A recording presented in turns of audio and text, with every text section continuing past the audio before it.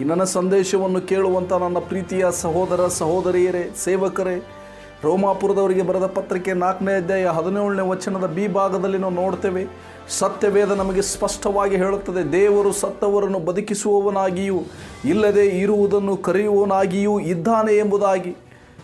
ನಮ್ಮ ದೇವರು ಸತ್ತಂಥ ಅವಸ್ಥೆಗಳಿಗೆ ಜೀವ ಕೊಡುವಂಥ ದೇವರಾಗಿದ್ದಾನೆ. ಆತನೇ ಸೃಷ್ಟಿಕರ್ತನಾಗಿದ್ದಾನೆ. ಲೋಕದ ಸಕಲ ಮಾನವರ ಪಾಪಗಳ ಪರಿಹಾರಕ್ಕಾಗಿ ಈ ಲೋಕಕ್ಕೆ ಬಂದು ಸತ್ತು ಹೂಣಲ್ಪಟ್ಟು 3ನೇ ದಿವಸದಲ್ಲಿ ಜೀವಿತನಾಗೆದ್ದು ನಾನೇ ಸತ್ಯವೂ ಜೀವವೂ ಮಾರ್ಗವೂ ಆಗಿದ್ದೇನೆಂದು ರುಜುವಾತುಪಡಿಸಿದ್ದಾನೆ ಪ್ರಿಯರೇ. ಆದ್ದರಿಂದ ನಿಮ್ಮ ಜೀವಿತಗಳಲ್ಲಿ ಅಂಥ ಅವಸ್ಥೆಗಳು, ಕ್ರಿಯೆ ನಡೆಸಲಾರದಂಥ ಅವಸ್ಥೆಗಳು, ಸತ್ತಂಥ ಅವಸ್ಥೆಗಳು, ಮನುಷ್ಯರು ಕೈ ಬಿಡಲ್ಪಟ್ಟಂಥ ಅವಸ್ಥೆಗಳು ಇರುವುದಾದರೆ ಈ ಕ್ಷಣದಲ್ಲಿ ಯೇಸುವಿನ ಬಳಿಗೆ ಬಾ.